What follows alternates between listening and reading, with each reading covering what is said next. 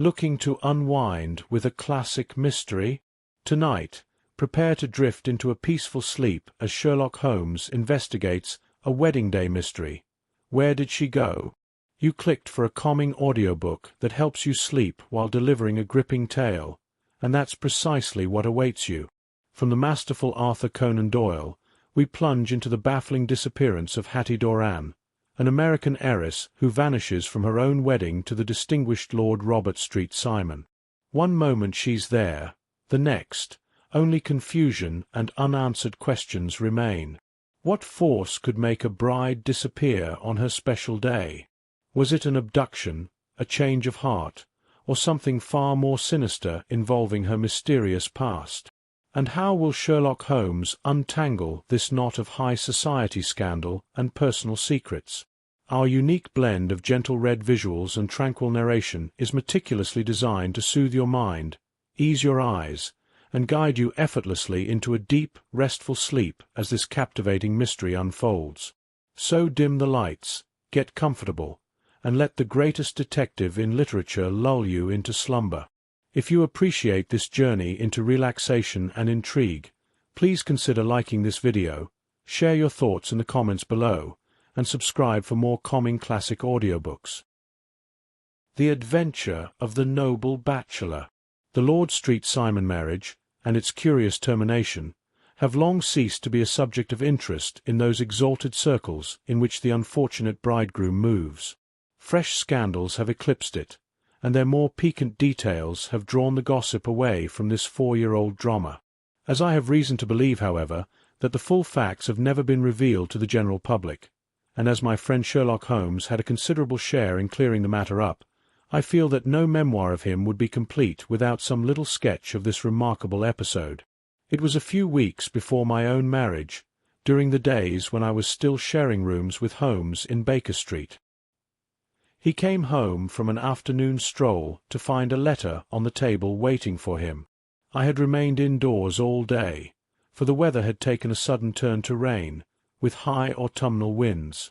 The Jezile bullet which I had brought back in one of my limbs, as a relic of my Afghan campaign, throbbed with dull persistence.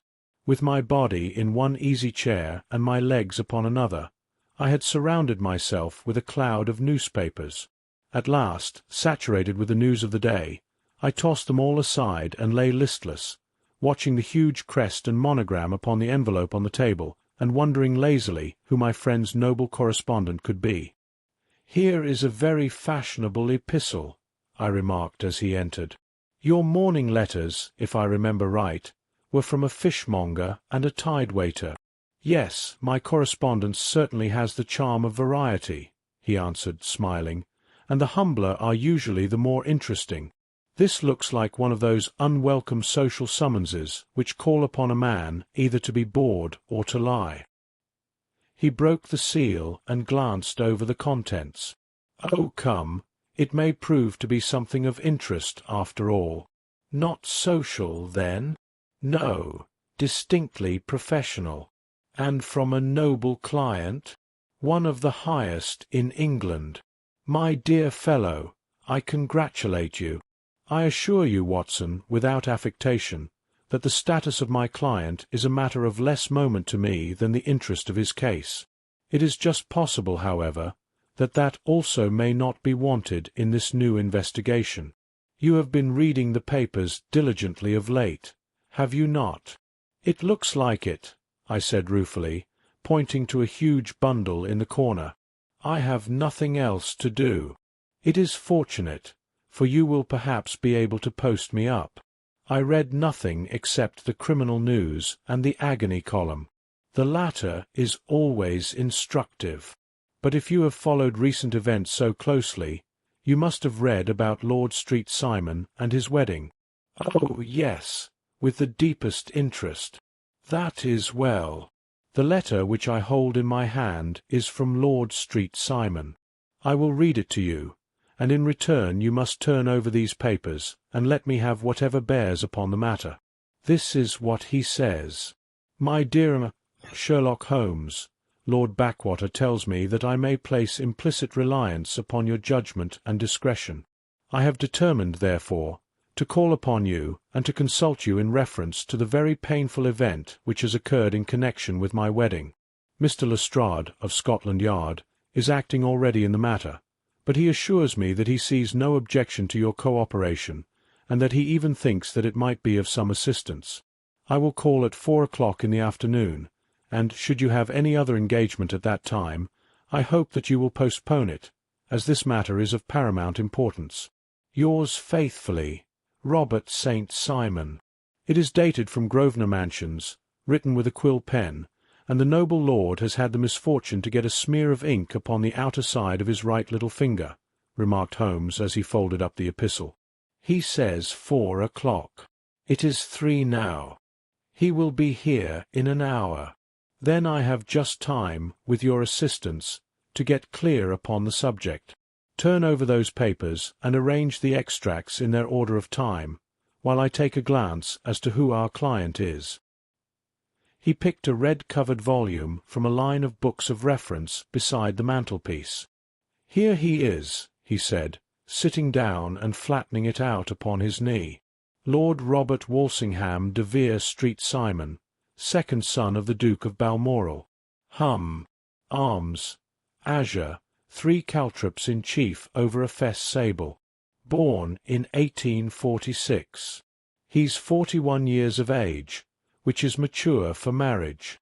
Was Under-Secretary for the Colonies in a late administration. The Duke, his father, was at one time Secretary for Foreign Affairs. They inherit Plantagenet blood by direct descent, and Tudor on the distaff side. Well, there is nothing very instructive in all this. I think that I must turn to you, Watson, for something more solid. I have very little difficulty in finding what I want, I said, for the facts are quite recent, and the matter struck me as remarkable. I feared to refer them to you, however, as I knew that you had an inquiry on hand, and that you disliked the intrusion of other matters. Oh, you mean the little problem of the Grosvenor Square furniture van. That is quite cleared up now, though, indeed, it was obvious from the first. Pray give me the results of your newspaper selections. Here is the first notice which I can find. It is in the personal column of the Morning Post, and dates, as you see, some weeks back. A marriage has been arranged, it says, and will, if rumour is correct, very shortly take place, between Lord Robert St. Simon, second son of the Duke of Balmoral, and Miss Hatty Doran, the only daughter of Aloysius Doran, Esq., of San Francisco, California, USA. That is all. Terse and to the point, remarked Holmes, stretching his long, thin legs towards the fire. There was a paragraph amplifying this in one of the society papers of the same week. Here it is. There will soon be a call for protection in the marriage market, for the present free trade principle appears to be heavily against our home product. One by one, the management of the noble houses of Great Britain is passing into the hands of our fair cousins from across the Atlantic. An important addition has been made during the last week to the list of the prizes which have been borne away by these charming invaders. Lord Street Simon, who has shown himself for over 20 years proof against the little god's arrows, has now definitely announced his approaching marriage with Miss Hatty Doran, the fascinating daughter of a California millionaire. Miss Doran, whose graceful figure and striking face attracted much attention at the Westbury House festivities, is an only child, and it is currently reported that her dowry will run to considerably over 6 figures, with expectancies for the future. As it is an open secret that the Duke of Balmoral has been compelled to sell his pictures within the last few years, and as Lord St. Simon has no property of his own save the small estate of Birchmoor, it is obvious that the Californian heiress is not the only gainer by an alliance which will enable her to make the easy and common transition from a Republican lady to a British peeress. "Anything else?" asked Holmes, yawning. "Oh, yes, plenty. Then there is another note in the Morning Post to say that the marriage would be an absolutely quiet one, that it would be at St. George's, Hanover Square, that only half a dozen intimate friends would be invited, and that the party would return to the furnished house at Lancaster Gate, which has been taken by Mr. Aloysius Doran. 2 days later, that is, on Wednesday last, there is a curt announcement that the wedding had taken place, and that the honeymoon would be held at Lord Backwater's place, near Petersfield. Those are all the notices which appeared before the disappearance of the bride." "Before what?" asked Holmes with a start. "The vanishing of the lady. When did she vanish, then?" "At the wedding breakfast." "Indeed. This is more interesting than it promised to be. Quite dramatic, in fact." "Yes. It struck me as being a little out of the ordinary. They often vanish before the ceremony, and occasionally during the honeymoon, but I cannot call to mind anything quite so prompt as this. Pray let me have the details. I warn you that they are very incomplete. Perhaps we may make them less so. Such as they are set forth in a single article of a morning paper of yesterday, which I will read to you. It is headed, 'Singular Occurrence at a Fashionable Wedding.'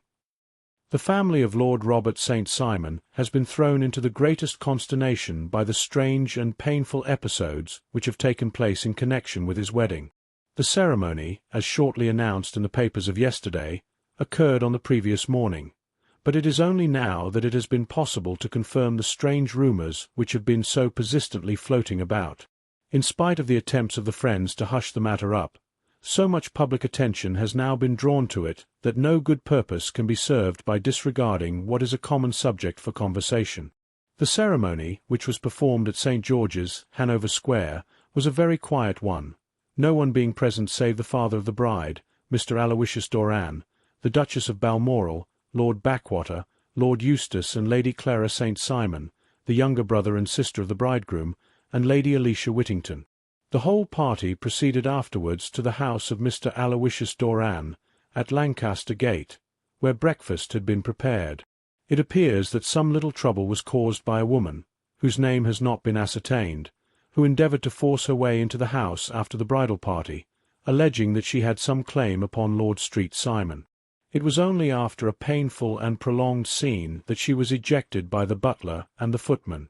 The bride, who had fortunately entered the house before this unpleasant interruption, had sat down to breakfast with the rest, when she complained of a sudden indisposition and retired to her room. Her prolonged absence having caused some comment, her father followed her, but learned from her maid that she had only come up to her chamber for an instant, caught up an ulster and bonnet, and hurried down to the passage. One of the footmen declared that he had seen a lady leave the house thus apparelled, but had refused to credit that it was his mistress, believing her to be with the company. On ascertaining that his daughter had disappeared, Mr. Aloysius Doran, in conjunction with the bridegroom, instantly put themselves in communication with the police, and very energetic inquiries are being made, which will probably result in a speedy clearing up of this very singular business. Up to a late hour last night, however, nothing had transpired as to the whereabouts of the missing lady. There are rumours of foul play in the matter, and it is said that the police have caused the arrest of the woman who had caused the original disturbance, in the belief that, from jealousy or some other motive, she may have been concerned in the strange disappearance of the bride. And is that all? Only one little item in another of the morning papers, but it is a suggestive one. And it is that Miss Flora Miller, the lady who had caused the disturbance, has actually been arrested. It appears that she was formerly a danseuse at the Allegro, and that she has known the bridegroom for some years. There are no further particulars, and the whole case is in your hands now, so far as it has been set forth in the public press. And an exceedingly interesting case it appears to be. I would not have missed it for the world. But there is a ring at the bell, Watson, and as the clock makes it a few minutes after 4, I have no doubt that this will prove to be our noble client. Do not dream of going, Watson, for I very much prefer having a witness, if only as a check to my own memory. Lord Robert St. Simon, announced our page-boy, throwing open the door. A gentleman entered, with a pleasant, cultured face, high-nosed and pale, with something perhaps of petulance about the mouth, and with the steady, well-opened eye of a man whose pleasant lot it had ever been to command and to be obeyed. His manner was brisk, and yet his general appearance gave an undue impression of age, for he had a slight forward stoop and a little bend of the knees as he walked. His hair, too, as he swept off his very curly-brimmed hat, was grizzled around the edges and thin upon the top. As to his dress, it was careful to the verge of foppishness, with high collar, black frock-coat, white waistcoat, yellow gloves, patent leather shoes, and light-coloured gaiters. He advanced slowly into the room, turning his head from left to right, and swinging in his right hand the cord which held his golden eyeglasses. "Good day, Lord St. Simon," said Holmes, rising and bowing. "Pray take the basket-chair. This is my friend and colleague, Dr. Watson. Draw up a little to the fire, and we will talk this matter over. A most painful matter to me, as you can most readily imagine, Mr. Holmes. I have been cut to the quick. I understand that you have already managed several delicate cases of this sort, sir, though I presume that they were hardly from the same class of society." "No, I am descending. I beg pardon. My last client of the sort was a king." "Oh, really? I had no idea. And which king?" "The king of Scandinavia." "What? Had he lost his wife?" "You can understand," said Holmes suavely, "that I extend to the affairs of my other clients the same secrecy which I promised to you in yours." "Of course. Very right. Very right. I'm sure I beg pardon. As to my own case, I am ready to give you any information which may assist you in forming an opinion." "Thank you. I have already learned all that is in the public prints, nothing more. I presume that I may take it as correct, this article, for example, as to the disappearance of the bride." Lord St. Simon glanced over it. "Yes, it is correct, as far as it goes. But it needs a great deal of supplementing before anyone could offer an opinion. I think that I may arrive at my facts most directly by questioning you." "Pray do so." "When did you first meet Miss Hatty Doran?" "In San Francisco, a year ago." "You were travelling in the States?" "Yes." "Did you become engaged then?" "No." "But you were on a friendly footing?" "I was amused by her society, and she could see that I was amused." "Her father is very rich?" "He is said to be the richest man on the Pacific slope." "And how did he make his money?" "In mining. He had nothing a few years ago. Then he struck gold, invested it, and came up by leaps and bounds. Now, what is your own impression of the young lady, your wife's character?" The nobleman swung his glasses a little faster and stared down into the fire.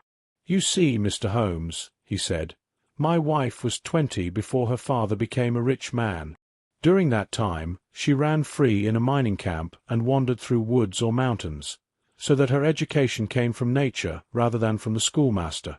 She is what we call in England a tomboy, with a strong nature, wild and free, unfettered by any sort of traditions.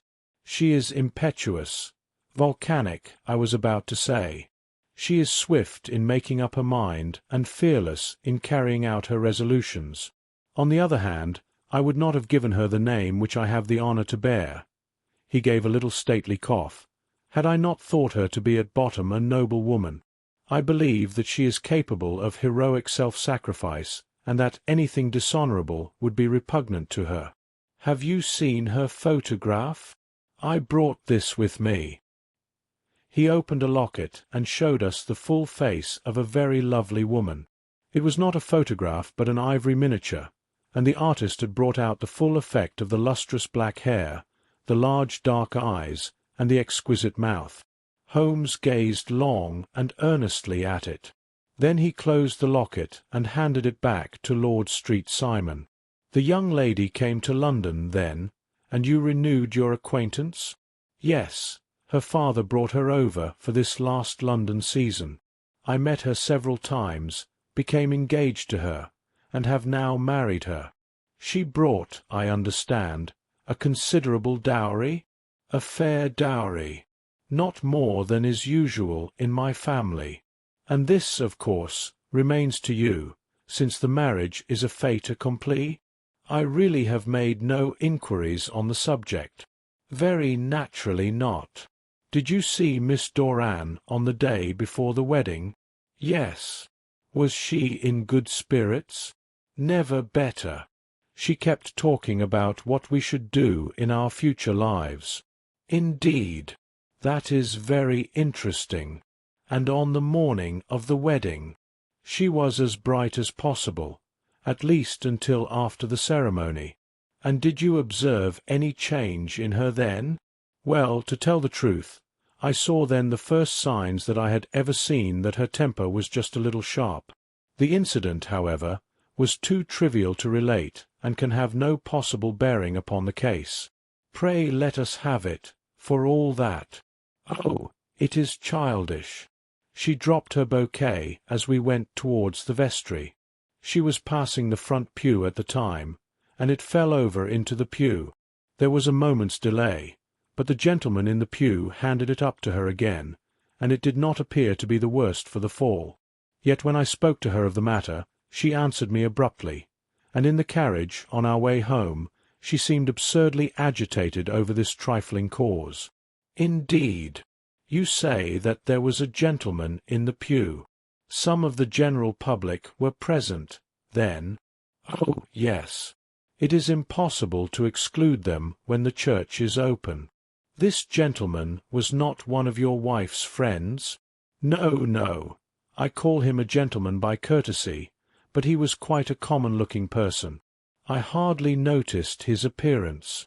But really, I think that we are wandering rather far from the point. Lady St. Simon, then, returned from the wedding in a less cheerful frame of mind than she had gone to it. What did she do on re-entering her father's house? I saw her in conversation with her maid. And who is her maid? Alice is her name. She is an American and came from California with her. A confidential servant? A little too much so. It seemed to me that her mistress allowed her to take great liberties. Still, of course, in America they look upon these things in a different way. How long did she speak to this Alice? Oh, a few minutes. I had something else to think of. You did not overhear what they said? Lady St. Simon said something about jumping a claim. She was accustomed to using slang of the kind. I have no idea what she meant. American slang is very expressive sometimes. And what did your wife do when she finished speaking to her maid? She walked into the breakfast-room. On your arm? No, alone. She was very independent in little matters like that. Then, after we had sat down for 10 minutes or so, she rose hurriedly, muttered some words of apology, and left the room. She never came back. But this maid, Alice, as I understand, deposes that she went to her room, covered her bride's dress with a long ulster, put on a bonnet, and went out. Quite so. And she was afterwards seen walking into Hyde Park in company with Flora Miller, a woman who is now in custody, and who had already made a disturbance at Mr. Doran's house that morning. Ah, yes. I would like a few particulars as to this young lady, and your relations to her. Lord St. Simon shrugged his shoulders and raised his eyebrows. We have been on friendly footing for some years. I may say on a very friendly footing. She used to be at the Allegro. I have not treated her ungenerously, and she had no just cause of complaint against me, but you know what women are, Mr. Holmes. Flora was a dear little thing, but exceedingly hot-headed and devotedly attached to me. She wrote me dreadful letters when she heard that I was about to be married, and, to tell the truth, the reason why I had the marriage celebrated so quietly was that I feared lest there might be a scandal in the church. She came to Mr. Doran's door just after we returned, and she endeavoured to push her way in, uttering very abusive expressions towards my wife, and even threatening her, but I had foreseen the possibility of something of the sort, and I had 2 police fellows there in private clothes, who soon pushed her out again. She was quiet when she saw that there was no good in making a row. Did your wife hear all this? No, thank goodness, she did not. And she was seen walking with this very woman afterwards? Yes. That is what Mr. Lestrade, of Scotland Yard, looks upon as so serious. It is thought that Flora decoyed my wife out and laid some terrible trap for her. Well, it is a possible supposition. You think so, too? I did not say a probable one. But you do not yourself look upon this as likely. I do not think Flora would hurt a fly. Still, jealousy is a strange transformation of characters. Pray, what is your own theory as to what took place? Well, really, I came to seek a theory, not to propound one. I have given you all the facts. Since you ask me, however, I may say that it has occurred to me as possible that the excitement of this affair, the consciousness that she had made so immense a social stride, had the effect of causing some little nervous disturbance in my wife. In short, that she had become suddenly deranged. Well, really, when I consider that she has turned her back, I will not say to myself, but upon so much that many have aspired to without success, I can hardly explain it in any other fashion. Well, certainly that is also a conceivable hypothesis, said Holmes, smiling. And now, Lord St. Simon, I think that I have nearly all my data. May I ask whether you were seated at the breakfast table so that you could see out of the window? We could see the other side of the road and the park. Quite so. Then I do not think that I need to detain you longer. I shall communicate with you. Should you be fortunate enough to solve this problem, said our client, rising. I have solved it. What was that? I say that I have solved it. Where, then, is my wife? That is a detail which I shall speedily supply. Lord St. Simon shook his head. I am afraid that it will take wiser heads than yours or mine, he remarked, and bowing in a stately, old-fashioned manner he departed. It is very good of Lord St. Simon to honour my head by putting it on a level with his own, said Sherlock Holmes, laughing. I think that I shall have a whisky and soda and a cigar after all this cross-questioning. I had formed my conclusions as to the case before our client came into the room. My dear Holmes, I have notes of several similar cases, though none, as I remarked before, which were quite as prompt. My whole examination served to turn my conjecture into a certainty. Circumstantial evidence is occasionally very convincing, as when you find a trout in the milk, to quote Thoreau's example. But I have heard all that you have heard, without, however, the knowledge of pre-existing cases which serves me so well. There was a parallel instance in Aberdeen some years back, and something on very much the same lines at Munich the year after the Franco-Prussian War. It is one of these cases. But, hullo, here is Lestrade. Good afternoon, Lestrade. You will find an extra tumbler upon the sideboard, and there are cigars in the box. The official detective was attired in a pea-jacket and cravat, which gave him a decidedly nautical appearance, and he carried a black canvas bag in his hand. With a short greeting, he seated himself and lit the cigar which had been offered to him. "What's up, then?" asked Holmes with a twinkle in his eye. "You look dissatisfied, and I feel dissatisfied. It is this infernal St. Simon marriage case. I can make neither the head nor tail of the business. Really, you surprised me. Who ever heard of such a mixed affair? Every clue seems to slip through my fingers. I have been working upon it all day. And very wet it seems to have made you," said Holmes, laying his hand upon the arm of the pea-jacket. "Yes, I have been dragging the Serpentine. In heaven's name, what for?" "In search of the body of Lady St. Simon." Sherlock Holmes leaned back in his chair and laughed heartily.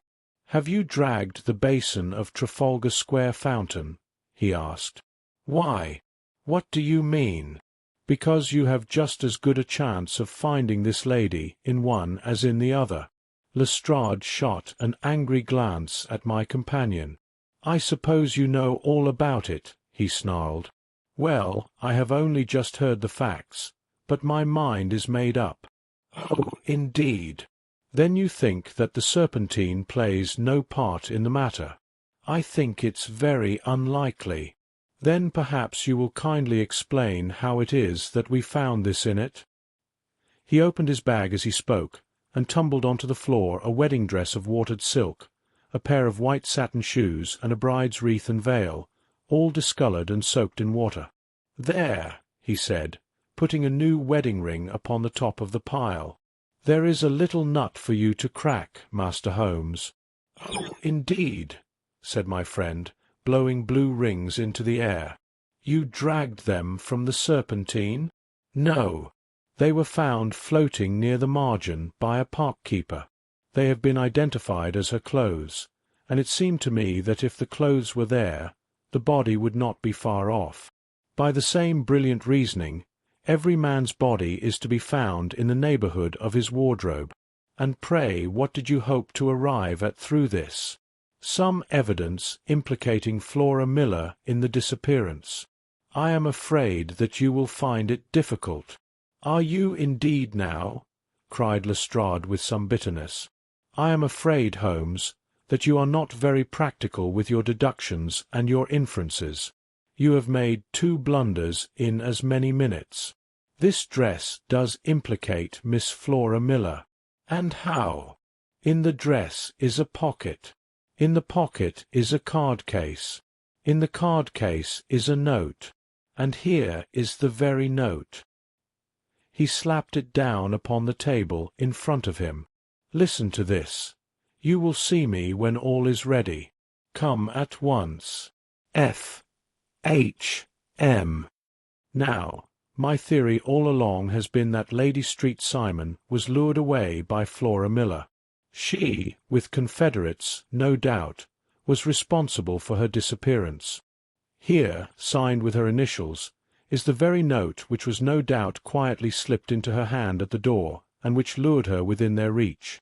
"Very good, Lestrade," said Holmes, laughing. "You really are very fine indeed. Let me see it." He took up the paper in a listless way, but his attention instantly became riveted, and he gave a little cry of satisfaction. "This is indeed important," he said. "Ha! You find it so? Extremely so. I congratulate you warmly."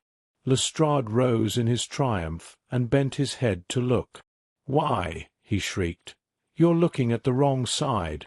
On the contrary, this is the right side. The right side. You're mad. Here is the note written in pencil over here, and over here is what appears to be the fragment of a hotel bill, which interests me deeply. There's nothing in it. I looked at it before," said Lestrade. "October 4th, rooms 8 shillings, breakfast 2 shillings 6 pence, cocktail 1 shilling, lunch 2 shillings 6 pence, glass sherry 8 pence. I see nothing in that." "Very likely not. It is most important, all the same. As to the note, it is important also, or at least the initials are, so I congratulate you again."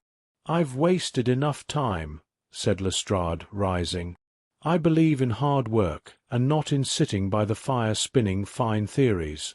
Good day, Mr. Holmes, and we shall see which gets to the bottom of the matter first." He gathered up the garments, thrust them into the bag, and made for the door.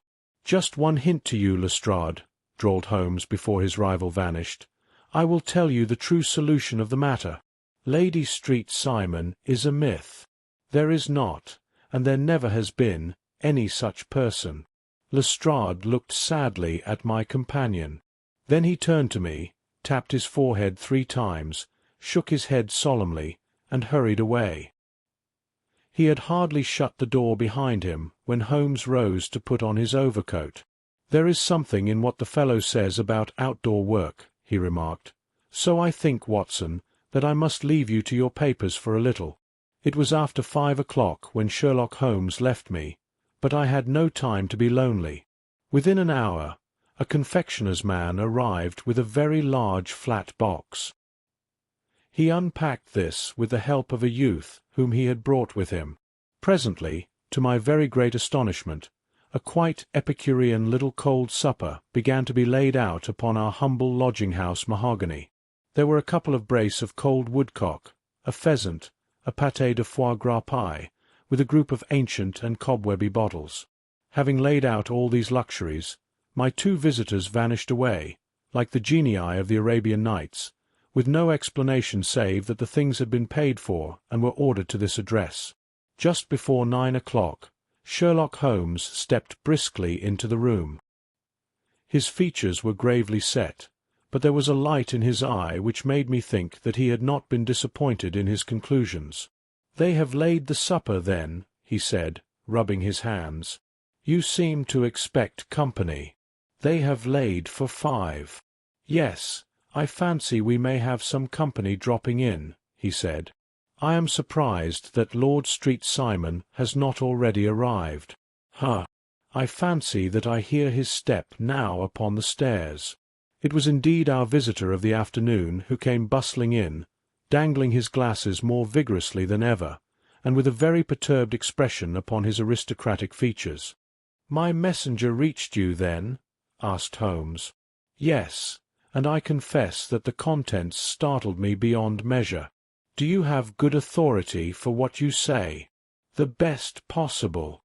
Lord Street Simon sank into a chair and passed his hand over his forehead. "What will the Duke say," he murmured, "when he hears that one of the family has been subjected to such humiliation? It is the purest accident. I cannot allow that there is any humiliation." "Ah, you look at these things from another standpoint." "I fail to see that anyone is to blame. I can hardly see how the lady could have acted otherwise, though her abrupt method of doing it was undoubtedly to be regretted.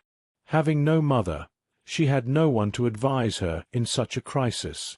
"It was a slight, sir, a public slight," said Lord St. Simon, tapping his fingers upon the table. "You must make allowance for this poor girl, placed in such an unprecedented position." "I will make no allowance. I am very angry indeed, and I have been shamefully used." "I think that I heard a ring," said Holmes. "Yes, there are steps on the landing. If I cannot persuade you to take a lenient view of the matter, Lord St. Simon, I have brought an advocate here who may be more successful." He opened the door and ushered in a lady and gentleman. "Lord Street Simon," he said, "allow me to introduce you to Mr. and Mrs. Francis Hay Moulton. The lady, I think, you have already met." At the sight of these newcomers, our client had sprung from his seat and stood very erect, with his eyes cast down and his hand thrust into the breast of his frock-coat, a picture of offended dignity. The lady had taken a quick step forward and had held out her hand to him, but he still refused to raise his eyes. It was as well for his resolution, perhaps, for her pleading face was one which it was hard to resist. "You're angry, Robert," she said.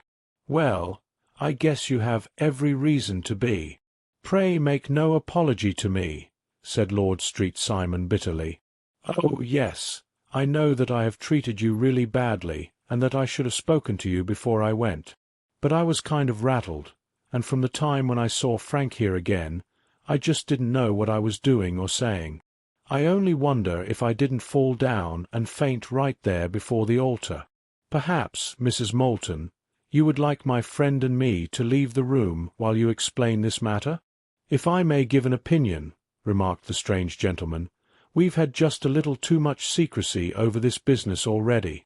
For my part, I would like all of Europe and America to hear the rights of it." He was a small, wiry, sunburnt man, clean-shaven, with a sharp face and alert manner. "Then I'll tell our story right away," said the lady. "Frank and I met in '84, in Macquare's camp, near the Rockies, where Pa was working a claim. We were engaged to each other, Frank and I. But then one day Father struck a rich pocket and made a pile, while poor Frank here had a claim that petered out and came to nothing. The richer Pa grew, the poorer was Frank. So at last Pa wouldn't hear of our engagement lasting any longer, and he took me away to Frisco. Frank wouldn't throw up his hand, though, so he followed me there, and he saw me without Pa knowing anything about it. It would only have made him mad to know, so we just fixed it all up for ourselves. Frank said that he would go and make his pile too, and never come back to claim me until he had as much as Pa. So then I promised to wait for him until the end of time and pledged myself not to marry anyone else while he lived. "Why shouldn't we be married right away then?" he said, "and then I will feel sure of you, and I won't claim to be your husband until I come back." Well, we talked it over, and he had fixed it all up so nicely, with a clergyman already waiting, that we just did it right there. And then Frank went off to seek his fortune, and I went back to Pa. The next I heard of Frank was that he was in Montana. Then he went prospecting in Arizona, and then I heard of him from New Mexico. After that came a long newspaper story about how a miners' camp had been attacked by Apache Indians, and there was my Frank's name among the killed. I fainted dead away, and I was very sick for months after. Pa thought I had a decline and took me to half the doctors in Frisco. Not a word of news came for a year and more, so that I never doubted that Frank was really dead. Then Lord Street Simon came to Frisco, and we came to London.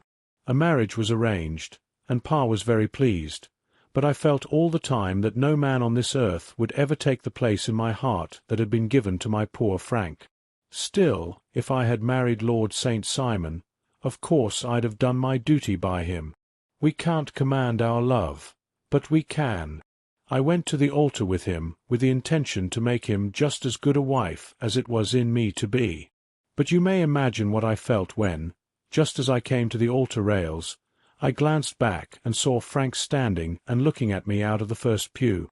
I thought it was his ghost at first, but when I looked again, there he was still, with a kind of question in his eyes, as if to ask me whether I was glad or sorry to see him. I wonder if I didn't drop. I know that everything was turning round, and the words of the clergyman were just like the buzz of a bee in my ear. I didn't know what to do. Should I stop the service and make a scene in the church? I glanced at him again, and he seemed to know what I was thinking, for he raised his finger to his lips to tell me to be still. Then I saw him scribble on a piece of paper, and I knew that he was writing me a note. As I passed his pew on the way out, I dropped my bouquet over to him, and he slipped the note into my hand when he returned me the flowers. It was only a line asking me to join him when he made the sign to me to do so.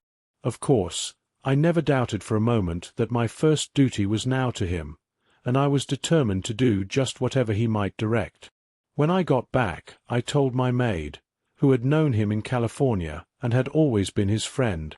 I ordered her to say nothing, but to get a few things packed and my ulster ready. I know I ought to have spoken to Lord St. Simon, but it was dreadfully hard before his mother and all those great people. I just made up my mind to run away and explain afterwards. I hadn't been at the table 10 minutes before I saw Frank out of the window at the other side of the road. He beckoned to me and then began walking into the park. I slipped out, put on my things, and followed him. Some woman came talking something or other about Lord Street Simon to me. Seemed to me from the little I heard as if he had a little secret of his own before marriage also, but I managed to get away from her and soon overtook Frank. We got into a cab together, and away we drove to some lodgings he had taken in Gordon Square, and that was my true wedding after all those years of waiting. Frank had been a prisoner among the Apaches, had escaped, came on to Frisco, found that I had given him up for dead and had gone to England, followed me there, and had come upon me at last on the very morning of my second wedding. "I saw it in a paper," explained the American. "It gave the name and the church, but not where the lady lived. Then we had a talk as to what we should do, and Frank was all for openness. But I was so ashamed of it all that I felt as if I should vanish away and never see any of them again, just sending a line to Pa, perhaps, to show him that I was alive. It was awful to me to think of all those lords and ladies sitting around that breakfast table and waiting for me to come back. So Frank took my wedding clothes and things and made a bundle of them, so that I would not be traced, and dropped them away somewhere where no one could find them. It is likely that we should have gone on to Paris tomorrow, only that this good gentleman, Mr. Holmes, came around to us this evening. Though how he found us is more than I can think, and he showed us very clearly and kindly that I was wrong and that Frank was right, and that we should be putting ourselves in the wrong if we were so secret. Then he offered to give us a chance to talk to Lord St. Simon alone, and so we came right away to his rooms at once. Now, Robert, you have heard it all, and I am very sorry if I have given you pain, and I hope that you do not think very meanly of me." Lord St. Simon had by no means relaxed his rigid attitude, but had listened with a frowning brow and a compressed lip to this long narrative. "Excuse me," he said, "but it is not my custom to discuss my most intimate personal affairs in this public manner." "Then you won't forgive me? You won't shake hands before I go?" "Oh, certainly, if it would give you any pleasure." He put out his hand and coldly grasped that which she extended to him. "I had hoped," suggested Holmes, "that you would have joined us in a friendly supper." "I think that there you ask a little too much," responded his lordship. "I may be forced to agree to these recent developments, but I can hardly be expected to make merry over them. I think that, with your permission, I will now wish you all a very good night." He included us all in a sweeping bow and stalked out of the room. "Then I trust that you at least will honour me with your company," said Sherlock Holmes. "It is always a joy to meet an American, Mr. Moulton, for I am one of those who believe that the folly of a monarch and the blundering of a minister in far-gone years will not prevent our children from being some day citizens of the same world-wide country under a flag which shall be a quartering of the Union Jack with the stars and stripes." "The case has been an interesting one," remarked Holmes when our visitors had left us, "because it serves to show very clearly how simple the explanation may be of an affair which at first sight seems to be almost inexplicable. Nothing could be more natural than the sequence of events as narrated by this lady, and nothing stranger than the result when viewed, for instance, by Mr. Lestrade of Scotland Yard." "You were not yourself at fault at all, then?" "From the first, two facts were very obvious to me. One, that the lady had been quite willing to undergo the wedding ceremony. The other, that she had repented of it within a few minutes of returning home. Obviously something had occurred during the morning, then, to cause her to change her mind. What could that something be? She could not have spoken to anyone when she was out, for she had been in the company of the bridegroom. Had she seen someone, then? If she had, it must be someone from America, because she had spent so short a time in this country that she could hardly have allowed anyone to acquire so deep an influence over her that the mere sight of him would induce her to change her plans so completely. You see, we have already arrived, by a process of exclusion, at the idea that she might have seen an American. Then who could this American be, and why should he possess so much influence over her? It might be a lover. It might be a husband. Her young womanhood had, I knew, been spent in rough scenes and under strange conditions. So far I had got before I ever heard Lord St. Simon's narrative. When he told us of a man in a pew, of the change in the bride's manner, of so transparent a device for obtaining a note as the dropping of a bouquet, of her resort to her confidential maid, and of her very significant allusion to claim-jumping, which in miners' parlance means taking possession of that which another person has a prior claim to, the whole situation became absolutely clear. She had gone off with a man, and the man was either a lover or was a previous husband, the chances being in favour of the latter. And how in the world did you find them? It might have been difficult, but friend Lestrade held information in his hands, the value of which he did not himself know. The initials were, of course, of the highest importance, but more valuable still was to know that within a week he had settled his bill at one of the most select London hotels. How did you deduce the select? By the select prices. 8 shillings for a bed and 8 pence for a glass of sherry pointed to one of the most expensive hotels. There are not many in London which charge at that rate. In the second one, which I visited in Northumberland Avenue, I learned by an inspection of the book that Francis H. Moulton, an American gentleman, had left only the day before, and on looking over the entries against him, I came upon the very items which I had seen in the duplicate bill. His letters were to be forwarded to 226 Gordon Square, So thither I travelled, and being fortunate enough to find a loving couple at home, I ventured to give them some paternal advice, and to point out to them that it would be better in every way that they should make their position a little clearer both to the general public and to Lord St. Simon in particular. I invited them to meet him here, and, as you see, I made him keep the appointment. But with no very good result, I remarked. His conduct was certainly not very gracious. Ah, Watson, said Holmes, smiling, perhaps you would not be very gracious either, if, after all the trouble of wooing and wedding, you found yourself deprived in an instant of wife and of fortune. I think that we may judge Lord St. Simon very mercifully, and thank our stars that we are never likely to find ourselves in the same position. Draw your chair up and hand me my violin, for the only problem we still have to solve is how to while away these bleak autumnal evenings.